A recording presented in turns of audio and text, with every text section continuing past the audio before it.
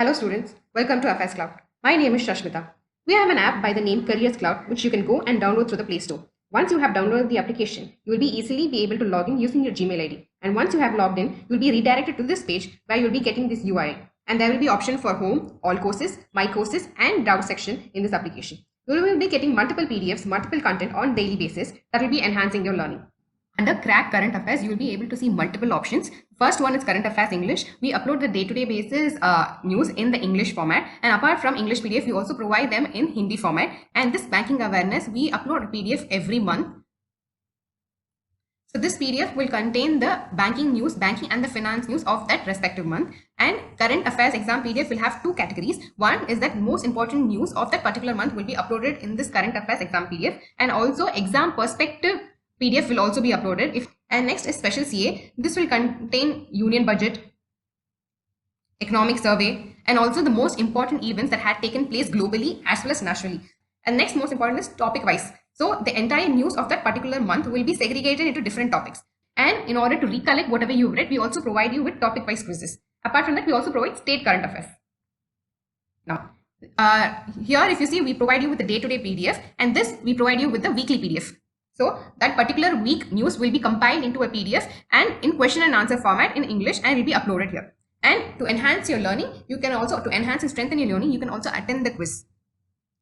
Here we provide you with the entire news of that particular week. But here we take the top 60 most important news and we upload it in this PDF in question and answer format. Apart from weekly, we also provide you the monthly ones. This PDF will contain detailed view of that particular month news, and this will have a brief format of the same news. This will be in the form of a question and answer format, and this will have the top 100 question and answer of that particular month. We also provide you with the PIB news on a day-to-day basis, which you can go and read in these particular tabs. Apart from that, we also provide the Union Budget and Economic Survey. You can also attend you can read after reading the PDF. You can also go and attend the quiz. This is available in the Special CA category. We also provide state level current affairs. So this will be very helpful for students who are preparing for state level exams. For example, if you are preparing for Tamil Nadu state level exams, then you can click this tab and you will be able to see all the current affairs or news related to Tamil Nadu. Apart from that, we also provide PDF from the exam perspective. Suppose you are preparing for RBI Assistant Mains, then this tab will contain 5 to 6 months of current affairs, which has high probability of being asked in RBI Assistant Mains. Similarly, for SBI PO, RRB PO, Clerk Mains, all these are being given under this section. And also, we provide separate content-wise, topic-wise current affairs like national affairs, government schemes, international affairs, banking and finance, economy and businesses, MOUs, and committees and meetings. All these different types of news are segregated in these particular categories. Hello students, welcome to our new initiative. In this initiative, we will be uploading the weekly current affairs on banking and finance section. So this will be uploaded on every Monday. And so on the whole, per month, you will have totally 4 videos related to this topic. And apart from just providing you with the banking and finance news, we also provide you the conceptual explanation so that this will enhance and also strengthen your knowledge about these topics. Today, we will be covering June 4th week banking and finance awareness news. Moving to the first news. The first news is about a World Investment Report released by UNCTAD. So let us look into the details of the report. So this World Investment Report, Investment Facilitation and Digital Government Report, it was released by United Nations Conference on Trade and Development, which is headquartered in Geneva.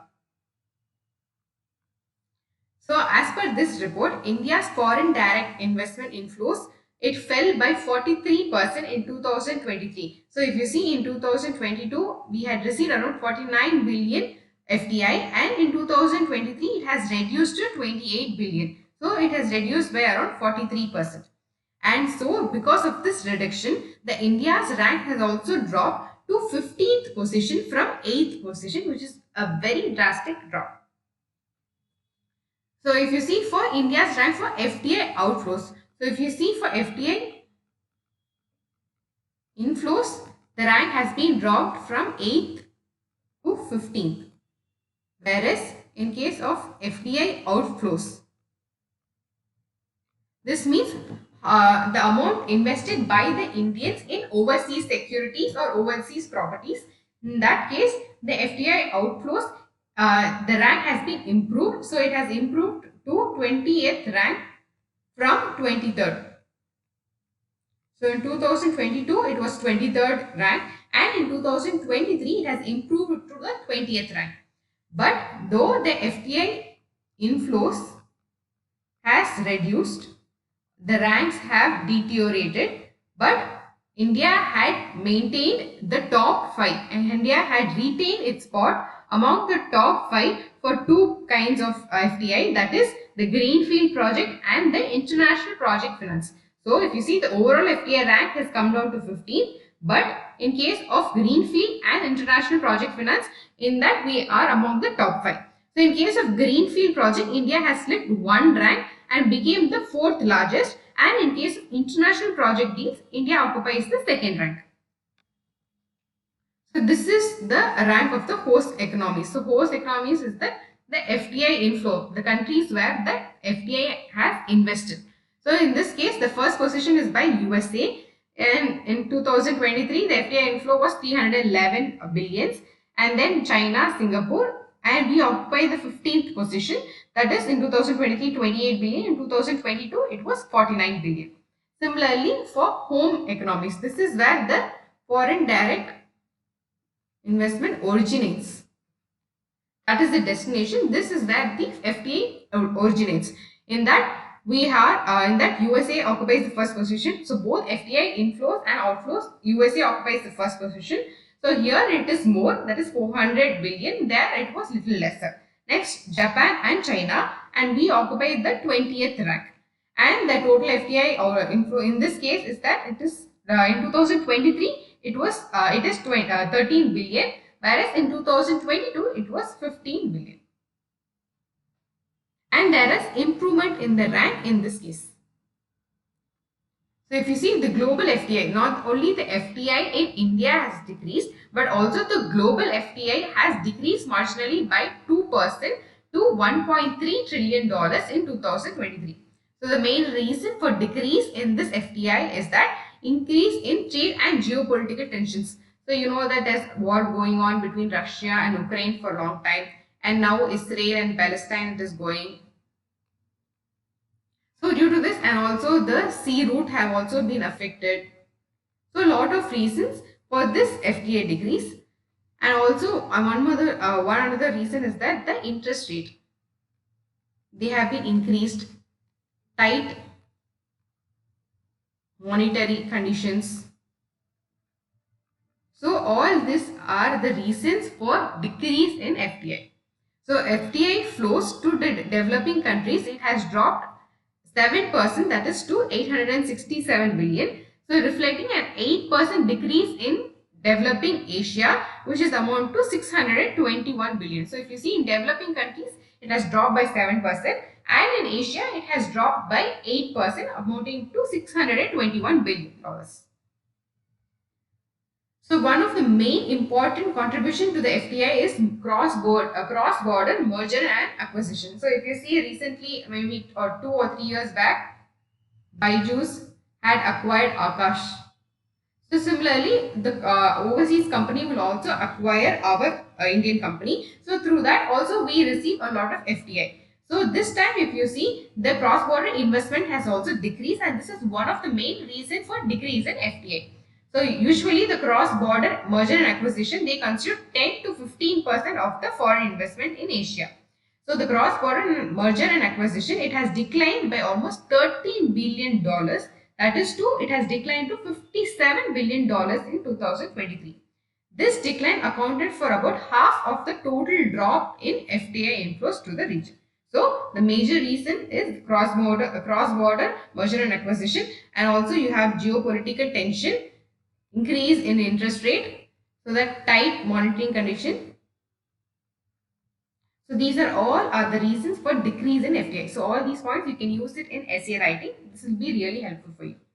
And also investment in sectors linked to sustainable development goals were reduced by 10%. So we know that there are totally 17 sustainable development goals, and this has to be achieved by 2030. So 2030 is the target to achieve these goals. And now if you see in 2023, the investment in sectors linked to the sustainable development goals has reduced by 10%. But if you see the use of digital tools, online digital tools like online single windows, information portals, all this have been increased significantly. So the main points to be taken here is that the FDI inflow in India has decreased. So if you see, it has decreased to $28 billion from 49. So $28 billion from 49. And but we occupy the top 5 position in greenfield and international project deals. So in these, we still occupy the top 5 position. And if you see, for FDI inflow and FDI outflow, both USA occupy the first position. In FDI inflow, we occupy the 15th position, and FDI outflow, we occupy the 20th position. So these are the main points to be remembered. The next news is about an ETF. So Mirae Asset Investment Manager launches India's first EV, electric vehicle ETF, that is exchange traded fund, Mirae Asset Nifty EV and New Age Automotive ETF. So if you see, ETF is quite similar to mutual fund. Just like in mutual fund, investors pool in money, and the ETF or mutual fund, they invest in securities. Similar thing happens in ETF and mutual fund. But the difference is, here it is distributed in the form of units, and here it is distributed in the form of ETF. The thing is, when you want to sell a unit, it is sold in a NAV value at the end of the day. End of the day or the closing day, whatever is the price, that value is taken, and for that value, this unit is being sold. But here in ETF, you can sell and buy any time at the market price. Just like any share, the market price of the ETF fluctuates every time. So you can buy and sell whenever you want directly in the market. And one good example or one good requirement of ETF is gold ETF. So if there is a person who thinks that gold will increase a lot tremendously in future, but he doesn't want any physical gold, then this is a very good option for that person. So you have sovereign gold bond, but one thing is that you can redeem it only after 8 years, and the minimum lock-in period is 5 years. That is, you cannot sell it before 5 years. So minimum 5 years you have to hold this sovereign gold bond. But if you buy this gold ETF, you can sell it whenever you want. Suppose after 1 year, if the price has increased a lot, then you can sell it in the market and gain the profit. So this is one good example of the ETF.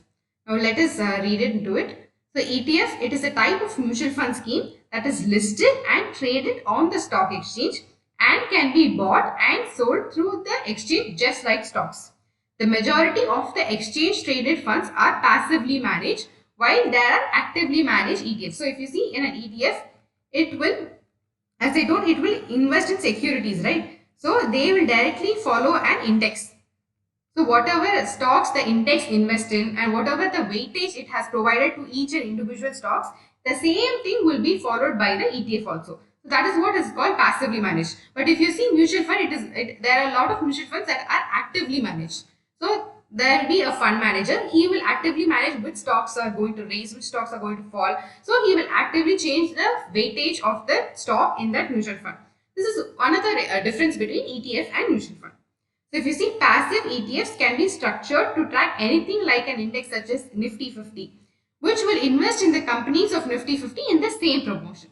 So this passive ETF means, like if you take an example, if you say Nifty 50, so whatever the Nifty 50, whatever it tracks, whichever securities it tracks, whatever proportion it has invested, same thing will be followed by the passive ETF also.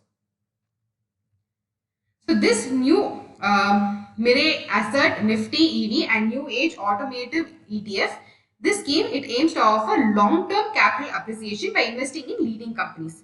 So this new fund offer of the scheme, it will be open from 24th June to 5th July 2024, and the scheme will be reopened for continuous sale and repurchase on 11th July 2024. The minimum investment is rupees 5,000, and afterwards you can make a subsequent investments in multiples of rupee 1. So if you see, out of the 100% that's being invested in this ETF, 95% will be invested in, 95 to 100% will be invested in the securities of Nifty EV and New Age Automotive Index, and the remaining 0 to 5% will be invested in money market instruments and debt or liquid schemes. We have launched a new course called Static Banking Awareness course. Now this course will be helpful for students who are preparing for the banking exams and for the regulatory body exams. And also recently you would have seen Paytm Bank in news frequently. So when an aspirant reads this news, he would have ample number of questions like what is a payment bank, what are the norms for it, and which is the committee that has launched it. So this static banking awareness course lays a foundation to the current banking and finance news. Now, you have to download our Careers Cloud to access this course. Once you have logged into our app, you can go and click this all courses icon, and then you'll be redirected to this page. In this, you have to go and click the static banking awareness course, and under the details tab, you will be able to see a brief about this course. And under the part tab, it will contain all the contents, all the topics of the contents that are currently available in this course. We are working on this continuously, and this will be completed within 2 months. Under the free tab, you can go and access one content, that is the origin and development content, for free. You can go and read this content and have an idea about this course. After reading this content, do attend the quiz that is also available under the same tab. Now, our team has allocated ample amount of time and resources to curate this content. We have created this content from various books and from various verified websites. Our content is better than any book that is available in the market. This is because we update this content on a dynamic basis. For example, there are currently 39 DRTs that are available in the country now. In future, if one more DRT is created or added, then it would become 40. So we would update this content on a dynamic basis. But in case of books, you have to wait for the next publication for this updated content. Nowadays, a lot of practical questions have been asked in the banking exams. For example, how many public sector banks are available on the stock exchange? Which is the payment bank that is being listed on the stock exchange? So, we try to cover as many practical questions as possible in this course. Apart from this, we also provide you a question bank that will contain around 3000 questions and the previous year questions along with it. We also have a dedicated tab that will release the important RBI notification and the frequent news released by the RBI. You can use this code B15 to avail 15% discount. This is one of the highest discounts that we have offered until now. So do avail this code B15 while you purchase the course. Moving to the next news. India's financial year 24 current account deficit has declined. Okay. If you see in balance of payment, there are two types of account. One is current account and another one is capital account. In this current account, there are three parts. One is goods and services, export and import of goods and services. Another one is services are imported and exported. Then another one is transfer payments, remittance. All these will come on the third part. And if you see in capital, there are two things. One is FPI and another one is FDI, foreign direct investment and foreign portfolio investment. So as per this news, there has been an increase in the current account, decline in the current account deficit. So if you see, when you import more than you export, then it leads to a current account deficit. So whenever the money which enters is lesser than the money that goes out of the country. So money enters, money leaves. So when money enters is lesser than the money what has gone out of the country, then it leads to a situation called current account deficit. So that is what this news is all about. Let us look into the details. So RBI states that the current account deficit, it has reduced, though there is a current account deficit, but it has reduced to 0.7% of GDP in the financial year 24 from 2% of the GDP in financial year 23. So this has reduced tremendously from 2% to 0.7%. So this means that the export measures taken by the country, by the government, is in track. And the next point is that India's current account recorded a surplus of 5.7 billion or 0.6% of the GDP during the last quarter of the financial year 24. So you saw current account surplus has happened in financial year 24 and this has helped a lot in reducing the current account deficit. So if we see, India's foreign exchange reserves has increased by $30 billion in Q4 financial year 24 compared to just an increase by 5.6 billion. So the increase in Q4 financial year 24 was 30 billion. But similarly, this is in Q4 financial year 24. But if you see, similarly in Q4 financial year 23, the increase, this is the increase, not the total but the increase. And similarly, if you compare with the previous year, last quarter, Q4 financial 23, the increase was just 5.6 billion. Next is the merchandise trade deficit. So as I told, there are three things, right? So one will be goods, services, another is transfers, remittance, all this. So in that, this merchandise comes under this goods part. So goods trade deficit in Q4, that is the last quarter, stood at 50 billion, lower than the previous year, that was 52 billion, 52.6 billion. Previous year, it has come down to 50 billion. Next services. Services include like software and all. We export a lot of software services to other countries. So net services receipt, that is whatever money has been received. Net services receipt means services import minus services export. So this has been positive, which means that we have exported more services. That is, we have received a lot of money by exporting the services. So the net service receipt stood at 42.7 billion, which contributed to the surplus in the current account balance in Q4 financial year 24. So though there was a deficit in merchandise trade, but the services receipt had increased, and so this has led to the current account balance. Surplus in the current account balance. Then the net invisible saw an increase in financial year 24 overall due to the services and transfer. So if you see, net invisibles include transfers, that remittances, and also like insurance services, banking, all this comes under net invisibles. So if you see in the non-resident deposit, it increased to 5.4 billion in Q4 financial year 24, higher than 3.6 billion in Q4 financial year 23. And the remittances by Indians employed overseas has also increased. We know that India holds the first place in the inward remittance.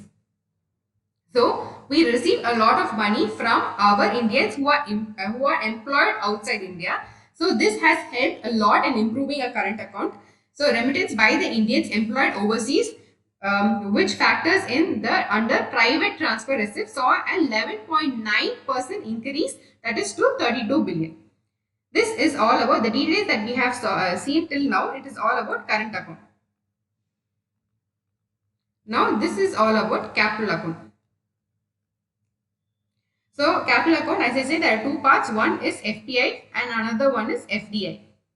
So if you see, foreign portfolio recorded a net inflow of $44 billion in financial year 24, and the net foreign direct investment. So foreign direct investment, how much ever, net means how much is invested by the foreigners in India and how much we Indians invest in securities outside India. So this records the net. So net FDI inflow reduced to 9.8 billion in financial year 24, down from 28 billion. So if you see in financial year 23, the net FDI was 28 billion, but now it is just 9.8 billion. So it has reduced tremendously. Next, for the financial quarter 4, the last quarter of the financial year 24 details. FPI's net flow, it was 11 billion in quarter 4 financial 24, and the FDI inflow stood at 2 billion. So if you see, Reserve Bank of India was established on April 1st, 1935. The governor is Shaktikant Das. He is the 25th governor of the Reserve Bank of India and is headquartered in Mumbai, Maharashtra. The next news is about external debt. We know that external debt is very important to all the countries. So without external debt, no country can survive, because country has to take care of the poor people also. So in order to provide welfare schemes, external debt is a must for any country. And even the recent one of the report, we saw that the entire global debt, the entire world debt, it had reached a very high range of 97 trillion. So similarly, this news is all about India's external debt. So if you see, India's external debt at the end of March 2024, it was 663.8 billion, which is an increase of about 39.7 billion as compared to March 2023. So as on March 2023, whatever is that, around 39.7 billion has been increased. So the external debt to GDP ratio, which includes the government and non-government debt, decreased from 19% to 18.7%. So external debt, the non-government is nothing but the borrowings from the people.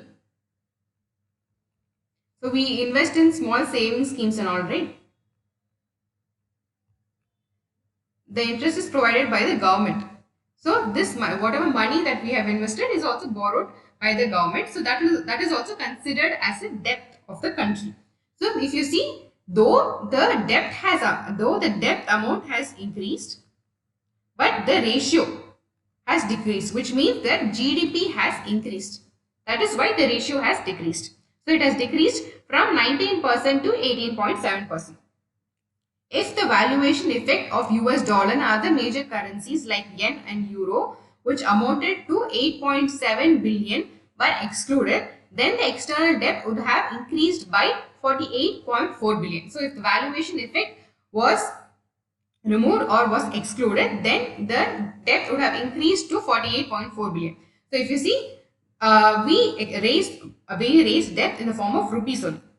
So if we had raised it 100 crore rupees, then when we had raised it, if $1 was 70 rupees debt, and if now at current date, if $1 is 80 rupees, then which means dollar has strengthened and rupee has weakened. Then how much this will be? This will because it will be mentioned in terms of dollar. So when suppose this was 100 crore, maybe I'm not sure of the calculation. So if you see, it was say some $1 lakh or something. Then since dollar has appreciated, it might have come down to $95,000.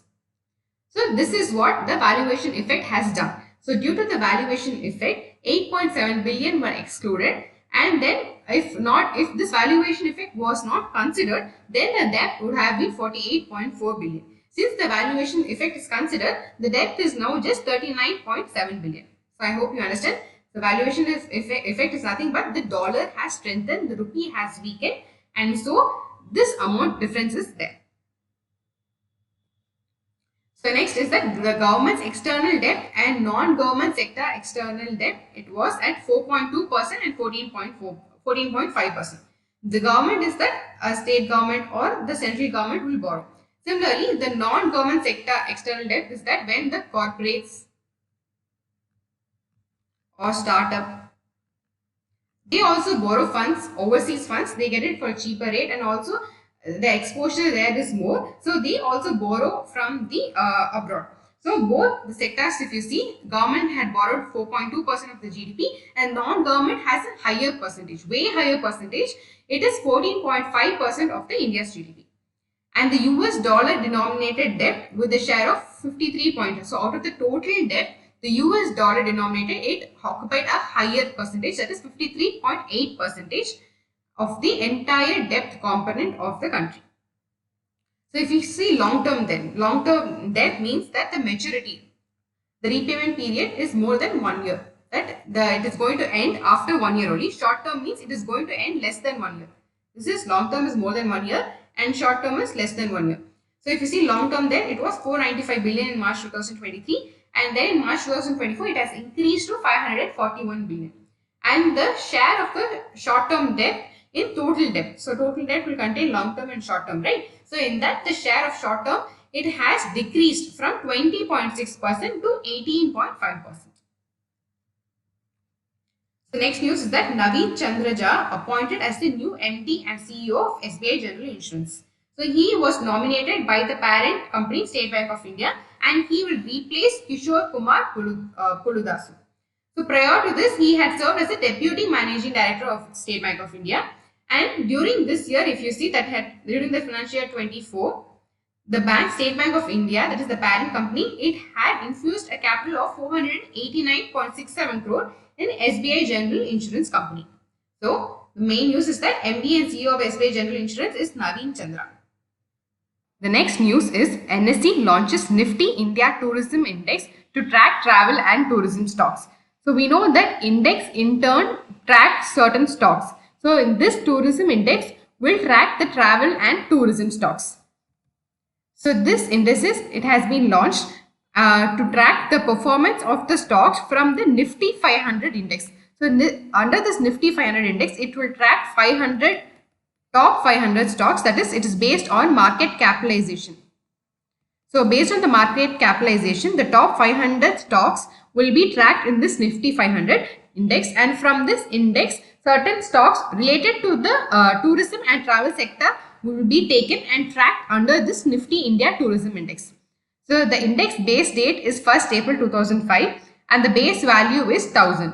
So this index will track a maximum of 30 companies only from the Nifty 500. So as I said, under Nifty 500 there will be 500 stocks, right? From that, this index will track only 30 stocks which are related to the tourism travel sector. So no single stock can account for more than 20% of the index.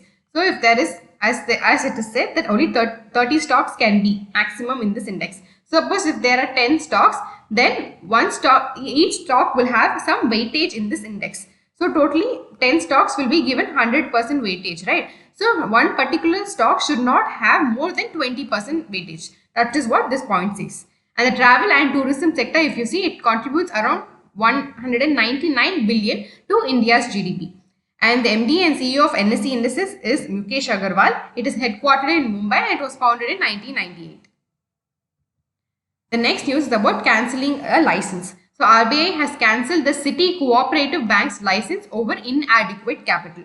So if you see the City Cooperative Bank, it is prohibited from conducting the business of banking from June 19, 2024. That is, it cannot accept or repay deposits. Now, for people who have already deposited in this bank, they will be given money by the DICGC, Deposit Insurance and Credit Guarantee Corporation, a subsidiary, a wholly owned subsidiary of RBI. So here, a maximum amount that the depositor will get, it will only be 5 lakhs. So if they have deposited more than 5 lakhs, then that amount will not be returned back. Only up to 5 lakh will be returned by the DICGC. So if you see, around 87% of the depositors are eligible to collect their whole deposit amount from their DICGC. So the remaining 13%, if you see, they would have deposited more than 5 lakh.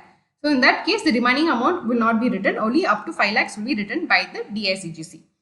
And if you see, this inadequate capital is that every bank is required to maintain something called capital adequacy ratio. So this is as per Basel norms. So as per Basel norms, it was suggested an 8% of capital adequacy ratio, but RBI, if you see, it has suggested for scheduled banks, scheduled commercial banks, it is 9%. For NBFC, the capital adequacy ratio is 15%.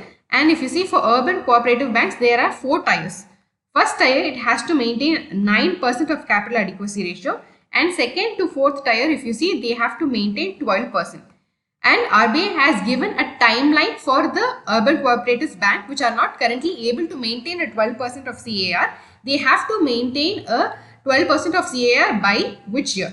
Kindly mention the year in the comment section. So next is about small finance bank. So West Bridge Capital, it has sold 1.75% stake in AU Small Finance Bank for 845 crore. So after selling this 1.75% stake, it has decreased the West Bridge Capital stake in AU Small Finance Bank has decreased from 3.82 to 2.07. The CEO of AU Small Finance Bank is Sanjay Agarwal. It is headquartered in Jaipur. If you see, the Small Finance Bank was established or was created by a suggestion from a committee which was headed by Usha Thorat. So this committee suggested the establishment of Small Finance Bank. Similarly, which committee is related to the establishment of Payment Bank? Mention it in the comment section. The committee related to the Payment Bank. So next is, if you see, Bharat Pay and Invest India. Bharat Pay is a fintech company, and Invest India, if you see, it is a not-for-profit venture of the DPIIT, that is Department for Promotion of Industry and Internal Trade, which is under Ministry of Commerce. So these two, they have collaborated to promote financial inclusion among one district, one product producers and sellers. So if you see, Bharat Pay, a leading fintech company in India, it has collaborated with Invest India to promote the digital financial inclusion and digital financial literacy across the one district, one product producers and sellers. So this will create the awareness about increasing cyber fraud. So you're going to use digital mode of payment or use digital architecture, then you have to be aware about these cyber frauds. And also it also tells to how to protect the personal data while using digital payment.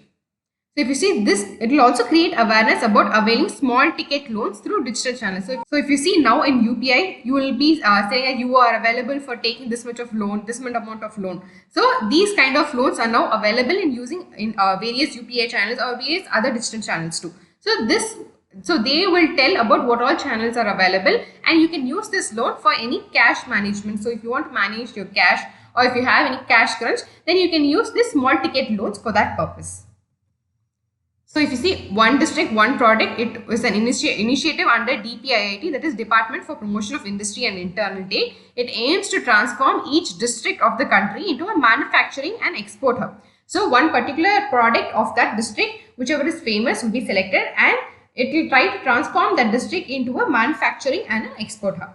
So if you see, the first state in India to launch this is Uttar Pradesh, and it was launched in 2018 in Uttar Pradesh. The BharatPe CEO is Nalin Negi and Invest India MD and CEO is Nivrud Rai. The next is about a national award. So KVGB, that is Karnataka Vikas Gramin Bank, it has received a national award from the PFRDA for implementation of Atal Pension Yojana.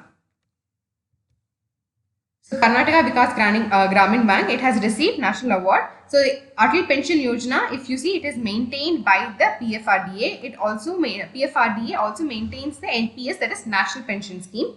So if you see, so far 4.27 lakh accounts have been opened by the Karnataka Vikas Bank under the Atal Pension Yojana, and during financial year 24 alone, it has opened around 86,350 accounts against a target of 67. So it has overachieved its target. Now, what is this Atal Pension Yojana? So if you see, Atal Pension Yojana, it is a volunteer old age income security scheme. So this is mainly targeted for the unorganized sectors. So you can enter the scheme at the age of 18 or maximum at the age of 40. So you will have to, if you join it at the age of 18, you will have to pay the premium until you turn 60, and if you join at 40 also, you have to pay the premium until you turn 60. Here the premium will be lesser, and here when you join at 40, obviously the premium will be higher. So the minimum pension that you will get is 1,000 and the maximum pension that you will get is 5,000. And you know that Karnataka Vikas Gramin Bank, it is a regional rural bank. So here the capital formation is in a three ratios. So one is three parties contribute to this capital formation. One is Government of India, the other one is sponsor bank, and the last one is the state government. So in this case, if you see, the sponsor bank is Canara Bank for the Karnataka Vikas Gramin Bank. Though now mention the ratio of this capital from each and every party in the comment section. So next is about a report. So if you see, NASSCOM and Zinnov's Deep Tech Startup Landscape Report. This is the second edition of this report named India's Deep Tech Dawn Forging Ahead. So it has stated that India has ranked 6th among the top 9 deep tech ecosystem globally in 2023. So India, if you see, it has over 3,600 deep tech startups which secured, and this 3,600 deep tech startups, it had secured 815 million funding in 2023. Though this looks like a good number, this is still lesser, 77% lesser than the 2022. But if you see the number of startups, see, out of this 3,600, 480 were established in 2023, double the number from 2022. So if you see, the number of startups is more than that it was in 2022, but the funding amount was lesser than what it had got in 2022.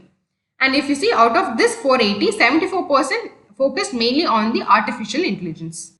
Though India has a large pool of deep tech startups, but still it is struggling to meet the capital to scale up. So there is still a limited ability for it to scale up due to the limited capital available.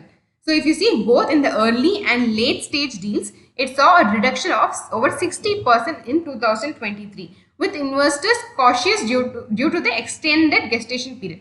Gestation period is where the performance of the startup is not yet started.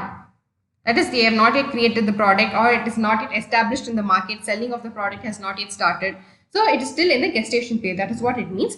So due to the gestation period kept on extending, and due to this, the investors were cautious to invest, and that is why there was a 60% drop in the funding. The next news is ICICI Bank launches Smart Lock to lock and unlock banking services. So this is how it looks. So this screenshot is from iMobile Pay app.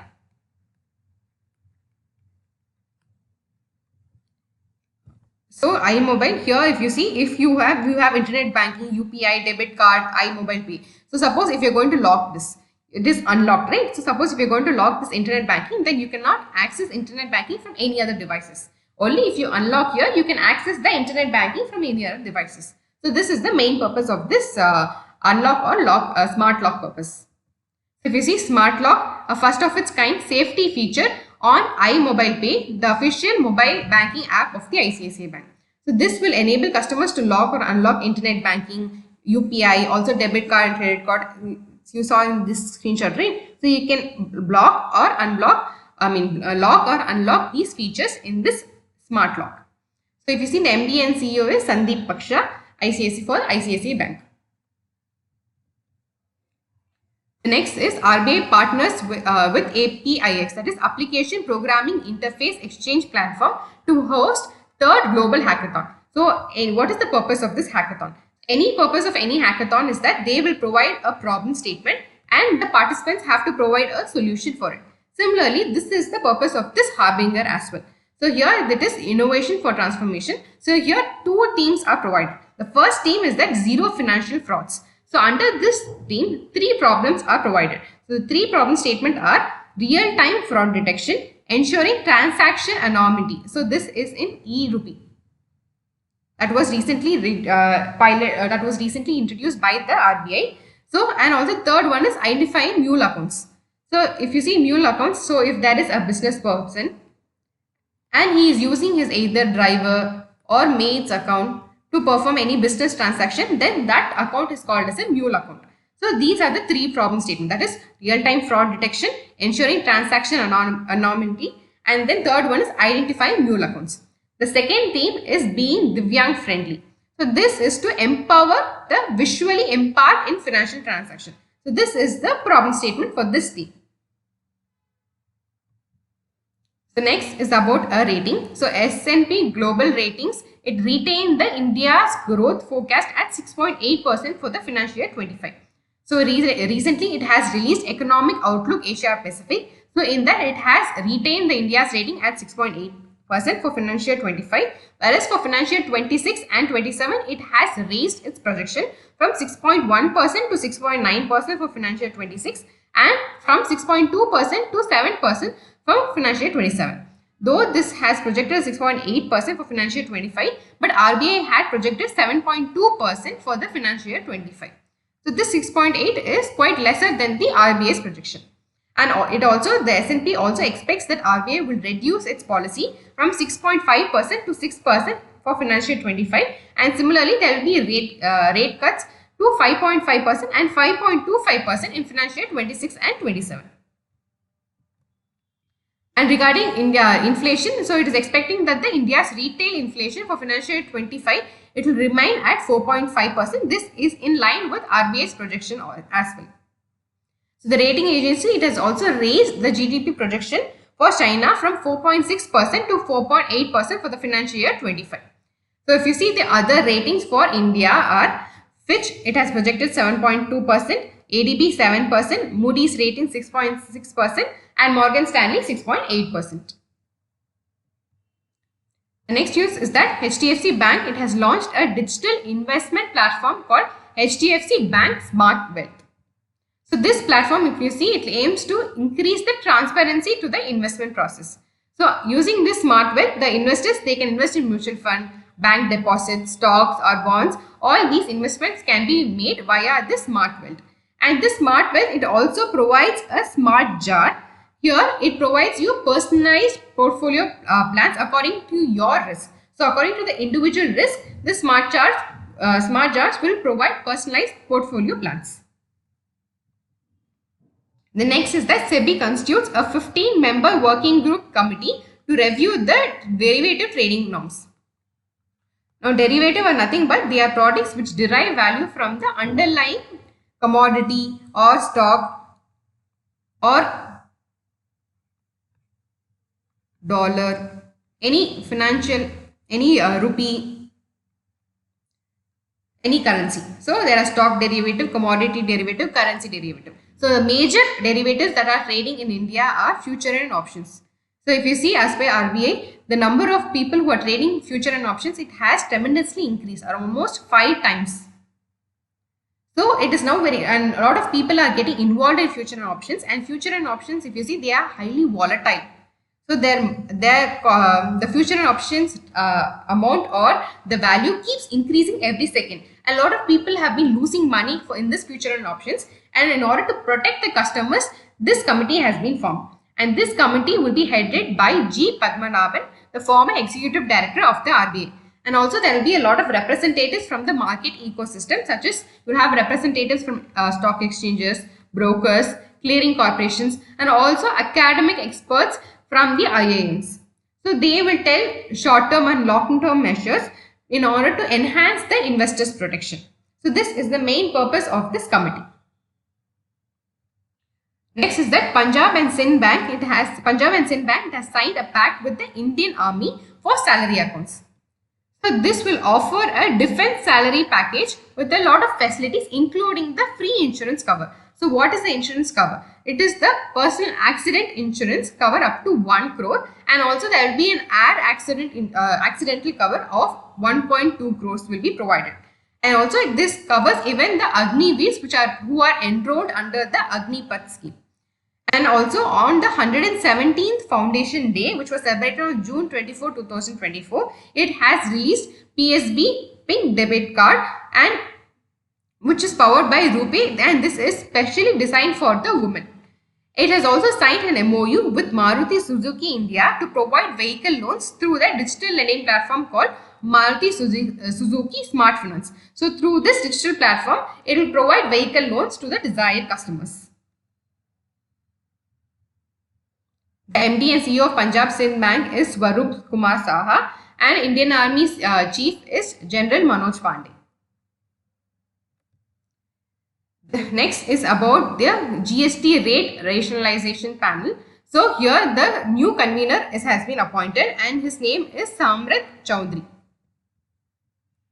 So he will succeed Suresh Khanna, and who has been serving as the convener of the GST rate rationalization since October 2023.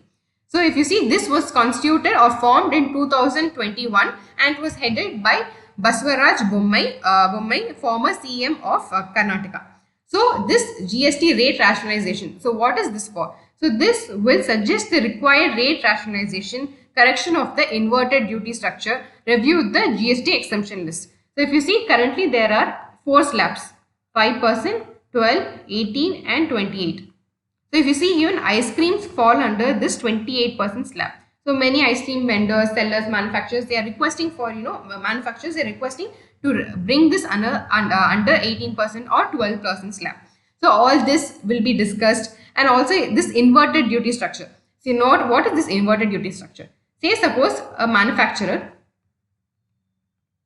is buying a fabric from a producer. So for this he is paying around 12% GST. Now he is manufacturing a bag and selling it to a customer directly, and for this he is getting only 5% GST. So he is paying more tax on his input material, but he is getting less tax on the product that is he is finally selling. So this is called as the inverted duty structure, and there is a loss or there is a suffering because of this inverted duty structure by the manufacturer.